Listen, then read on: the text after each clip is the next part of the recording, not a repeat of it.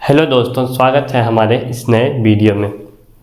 तो आज का टॉपिक हमारा रहने वाला है कि पर्यावरणीय दर्शन क्या है या इको फिलॉसफी क्या है। पर्यावरणीय दर्शन मुख्यतः पीसीएस एग्जाम में पूछे जाते हैं। पहले तो यूपीएससी के एग्ज़ाम में भी था, लेकिन अब सिर्फ और सिर्फ कुछ स्टेट के पीसीएस एग्ज़ाम में पूछे जाते हैं। और आपके बीए और एमए के जो क्लासेज होते हैं उसमें पर्यावरणीय दर्शन, बीए में तो पार्शियली थोड़ा सा पढ़ाया जाता है, लेकिन एमए में पर्यावरणीय दर्शन एक टॉपिक पूरा दिया गया है। तो हम देखेंगे कि पर्यावरणीय दर्शन में दर्शन शास्त्र या पर्यावरणीय असंतुलन में दर्शन शास्त्र कैसे जिम्मेवार है। तो पर्यावरणीय दर्शन शुरू करने से पहले हम लोग देख लें कि पर्यावरण क्या है, व्हाट इज इकोलॉजी। जिन्हें पता ना हो कि पर्यावरण क्या है वो जरूर यहाँ देख सकते हैं। तो चलिए यहाँ देखते हैं। आपने अब अगर अभी तक इस चैनल को सब्सक्राइब नहीं किया है तो सब्सक्राइब जरूर करें और बेल आइकन को प्रेस करना ना भूलें, ताकि हमारा लेटेस्ट अपडेट आप तक पहुंचता रहे। तो देखते हैं आज कि व्हाट इज इकोलॉजी। इकोलॉजी क्या है। तो देखिए, पर्यावरण, इसमें दो घटक पाए जाते हैं मुख्यतः, एक जैविक घटक और एक अजैविक घटक, एक लिविंग थिंग्स और एक नॉन लिविंग थिंग। अब देखिए, जैविक घटक में हम लेते हैं ह्यूमन और पशु पक्षी को, और अजैविक घटक में क्या लेंगे, जल, वायु और धरती या अर्थ। इसको जलमंडल ले लीजिए, वायुमंडल और इसको स्थलमंडल। जलमंडल, वायुमंडल और स्थलमंडल। और इधर क्या है, मानव और पशु पक्षी। हम अभी पेड़ पौधे को हम थोड़ा साइड करें, क्योंकि पेड़ पौधे जो है इंटरेक्शन नहीं करते हैं। पेड़ पौधे कोई प्रतिक्रिया नहीं करते, वो ज़्यादा इन्वॉल्व नहीं होते हैं पर्यावरण में। ठीक है, पर्यावरण को बनाने में इन्वॉल्व जरूर हैं, लेकिन असंतुलन में ज़्यादा इन्वॉल्व नहीं है वो।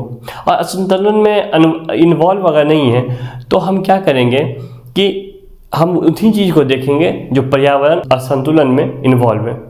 हम पारिस्थितिकी दर्शन क्यों पढ़ते हैं? पारिस्थितिकी दर्शन इसलिए पढ़ते हैं या इको फिलॉसफी इसलिए पढ़ते हैं क्योंकि उसमें कुछ प्रॉब्लम्स हैं, और फिलॉसफी का क्या काम है कि उस प्रॉब्लम्स को ढूंढना, उसका जांच करना कि प्रॉब्लम आ कहाँ से रहा है और उस प्रॉब्लम को फिर समाधान कैसे किया जाए।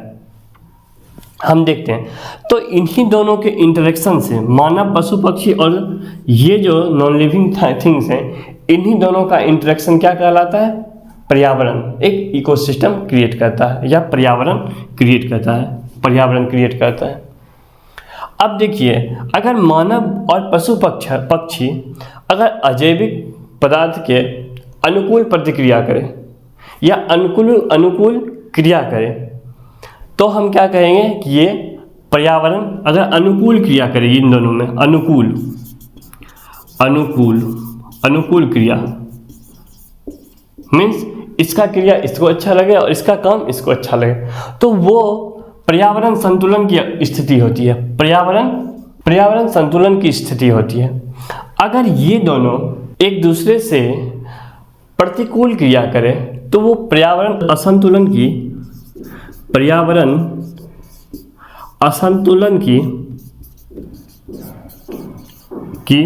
अवस्था होती है। पर्यावरण असंतुलन की अवस्था होती है प्रतिकूल क्रिया में क्या होगा, पर्यावरण असंतुलन की अवस्था होती है। अब देख लिए कि संतुलन कैसे होता है पर्यावरण और असंतुलन कैसे होता है। ये दोनों अगर आपने देख लिया तो आप आगे जाएंगे कि what is the root cause of eco imbalance, मतलब इकोलॉजी इनवायलेंस होने का रूट कॉज क्या है। तो देखिए, हमने यहाँ पे क्या लिया, पशु पक्षी और मानव, और इधर क्या लिया, जल, वायु और धरती, ये सब लिया।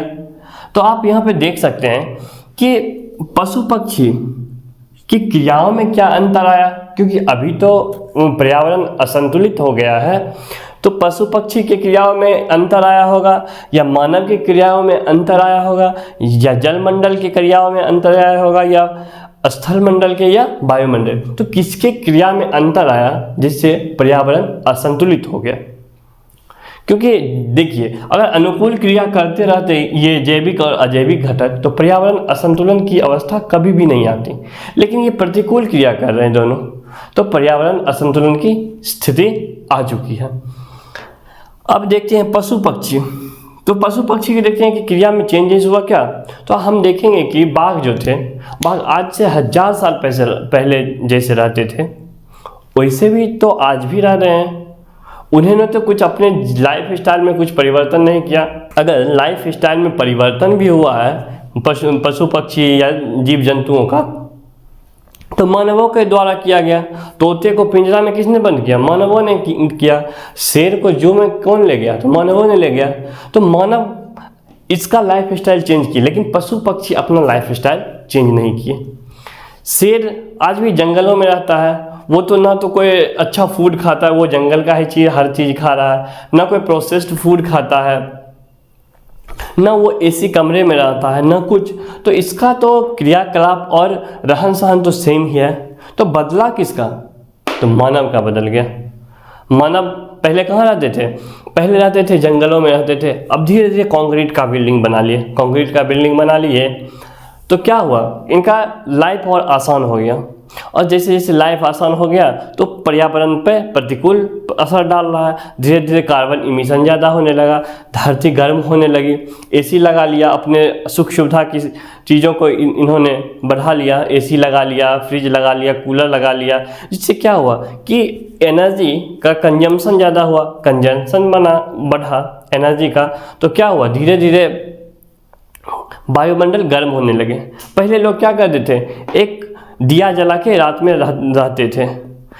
अगर जॉइंट फैमिली है तो एक बल्ब जलता था और उसी से एक लालटेन जलता था पहले, और उसी से सब बच्चे पढ़ते थे एक जगह आके। आज क्या है कि लोग डब्बों में बंद हो गए हैं, एक एक फ्लैट में हैं, और एक एक फ्लैट में अब मान लीजिए एक मल्टी स्टोरेज बिल्डिंग है तो उसमें 50 फ्लैट होंगे, और 50 फ्लैट में 50 फ्रिज होगा, और सेम टाइम 50 फ्रिज चल रहा होगा। वैसे लाखों बिल्डिंग एक शहरों में पाए जाते हैं। एक शहरों में लाखों बिल्डिंग वैसे होते हैं। अगर लाखों बिल्डिंग में इतना एनर्जी का कंजम्पशन हुआ, हर एक फ्लोर पे एसी लगा है, हर रूम में एसी लगा है, तो देखिए ऊर्जा का कंजम्पशन कितना बढ़ गया। तो इन्होंने क्या किया कि प्रकृति का दोहन करना शुरू कर दिया।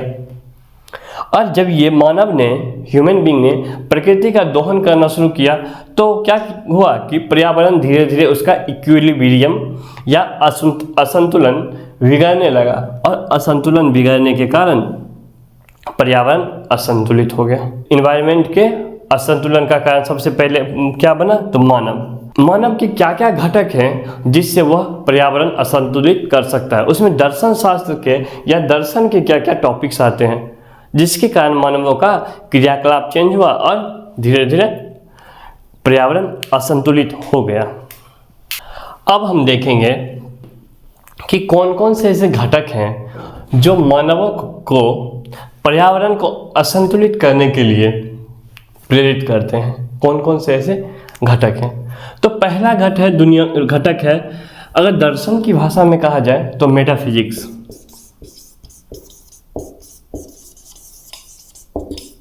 मेटाफिजिक्स जिसको दर्शन की भाषा में तत्व मीमांसा कहते हैं। तत्व मीमांसा, दर्शन की भाषा में तत्व मीमांसा कहते हैं। तत्व मीमांसा का अगर आप मीनिंग नहीं जानते हैं तो एक नॉर्मली ले लीजिए कि दुनिया की हमारी समझ कैसी है, दुनिया कैसे बनी, दुनिया बनने में इसका ओनर कौन है, ये सब जहाँ करते हैं तो आप बस एक मोटा मोटी दुनिया कैसे बनी है इसको तत्व मीमांसा कहते हैं, या दुनिया की समझ।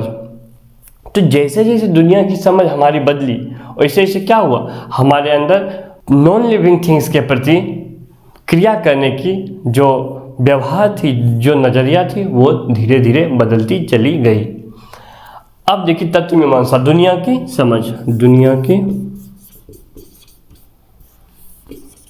की समझ कैसे बदली। देखिए अब एक एग्जांपल देता हूँ मैं। एक अंधेरा कमरा है और उसमें एक रस्सी पड़ी हुई है और कोई आदमी गया और अंधेरे कमरे में घुस गया। जैसे ही घुसा उसे लगा ये तो सांप पड़ा हुआ है, और सांप पड़ने के कारण वो डर गया। और डरने के बाद क्या किया, धीरे धीरे सब लोगों को बुलाने लगा, सांप को पकड़ने वाले को बुलाना शुरू कर दिया।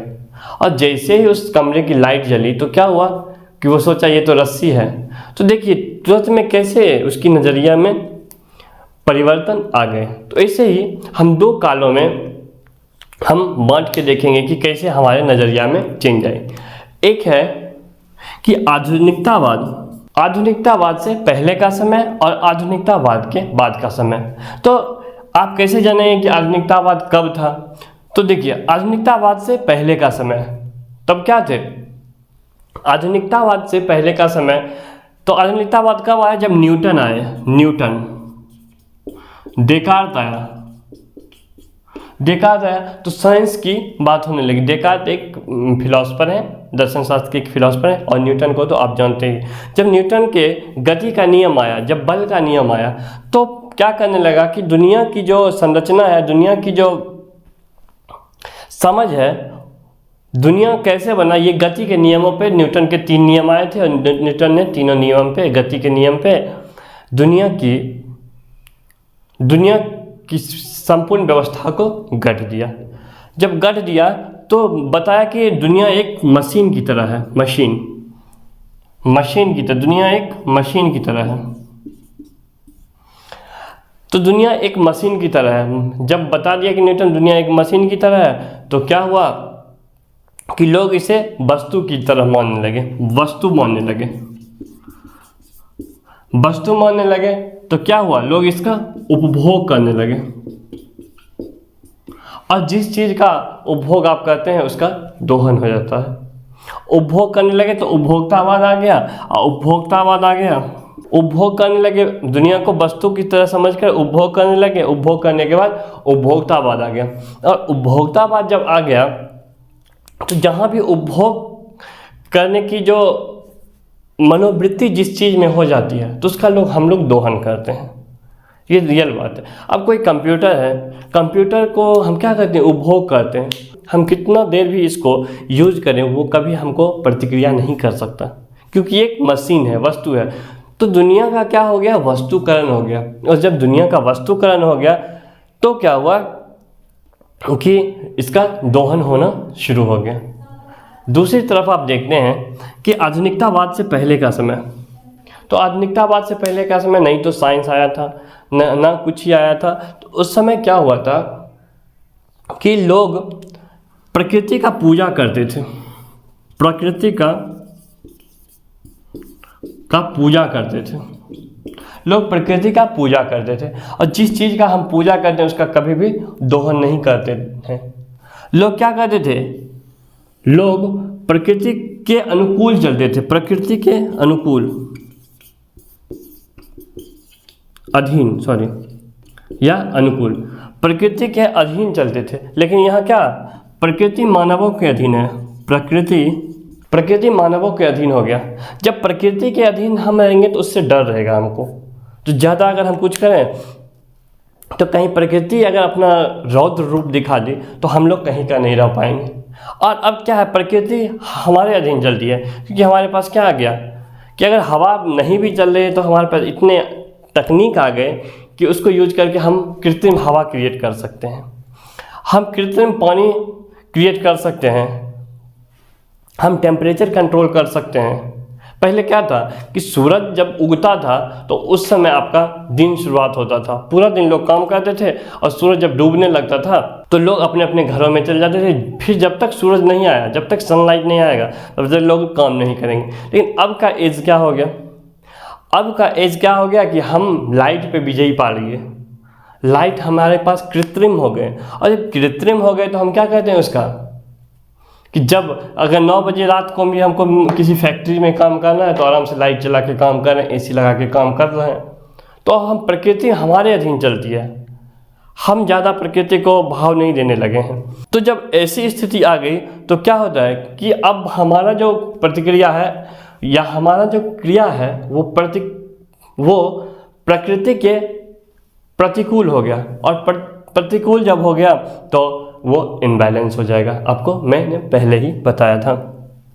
प्रकृति के जब अधीन था तो लोग क्या करते थे, इंद्र, मरुत, अग्नि सब देवता की पूजा किया करते थे कि कहीं ये नाखुश ना हो जाए। अगर ये नाखुश हो जाएंगे तो फिर हम जाएंगे किधर। प्रकृति पर निर्भर रहते थे। हमेशा पर्व त्यौहार हर चीज़ में सबसे पहले प्रकृति को प्रदान किया जाता था। प्रकृति को बचाने के लिए कुछ भी कर देते थे। उसी नदी का पानी पीते थे जिस हमारे पास ट्यूबवेल नीचे डालने का कोई साधन नहीं था, तो नदी का पानी पीते थे। और नदी का जहाँ से लोग पानी पिएंगे उसको तो साफ़ सुथरा रखेंगे। आप घर में जिस गिलास में पानी पीते हैं उसको तो साफ़ सुथरा रखते ही। तो इससे पहले लोग नदी का अगर पानी पीते थे तो नदी को साफ़ रखा करते थे, जिससे हमारी प्रकृति भी साफ़ रहा करती थी। वृक्ष हमें फल दिया करता था, तो हम क्या करते थे कि वृक्ष के फल से हम जीते थे। इससे क्या होता था कि हमारी प्रकृति का संरक्षण भी हो जाता था। आज क्या है, आज हम जानते भी नहीं कि पिज्ज़ा में कौन कौन सा इंग्रेडिएंट डाला हुआ है, और जब नहीं जानते हैं तो हम इनडायरेक्ट हो गए। आता तो है प्रकृति से ही, लेकिन हम प्रकृति से इनडायरेक्ट हो गए। और जब इनडायरेक्ट हम हो गए प्रकृति से तो क्या होगा, हम प्रकृति को ज़्यादा तरजीह नहीं दे पाएंगे, और तरजीह नहीं दे पाएंगे तो वहाँ पे इनबैलेंस की स्थिति उत्पन्न होगी। पहले क्या था कि प्रकृति के अधीन हम थे, तो प्रकृति से ही हमारा हर चीज़ था, तो हम इसकी पूजा करते थे। और जिस चीज़ का पूजा करेंगे उसका तो दोहन करने का हम सोच भी नहीं सकते हैं। आज क्या है, हम ज़मीन के सीना को चीर के हम खनिज निकाल रहे हैं, हम समुद्र को पीछे दीवार बना के पीछे धकेल दे रहे हैं। तो ये सब क्या है, प्रकृति का दोहन हो रहा है। और फिर जब दोहन होता है तो जैविक और अजैविक चीज़ों में विपरीत प्रतिक्रिया होने लगी, और जब विपरीत प्रतिक्रिया होगी तो क्या होगा, असंतुलन की स्थिति होगा। इसीलिए हम दर्शन शास्त्र का जो ये मेटाफिजिक्स है, आपने देखा कि कैसे प्राकृतिक असंतुलन के लिए जिम्मेवार है। अब हम, अगर आपको ये वीडियो अच्छा लगा है तो हमारे चैनल को जरूर सब्सक्राइब करें, बेल आइकन को प्रेस करना ना भूलें, ताकि हमारे लेटेस्ट अपडेट आप तक पहुंचते रहे। अगले वीडियो में बताऊंगा कि दूसरा जो खंड है दर्शन शास्त्र का वो है ज्ञान मीमांसा। ज्ञान मीमांसा। और तीसरा क्या है, एथिक्स या नीति शास्त्र। नीति शास्त्र, एथिक्स। ये प्राकृतिक असंतुलन के लिए कैसे जिम्मेवार है। तो इस वीडियो में इतना ही।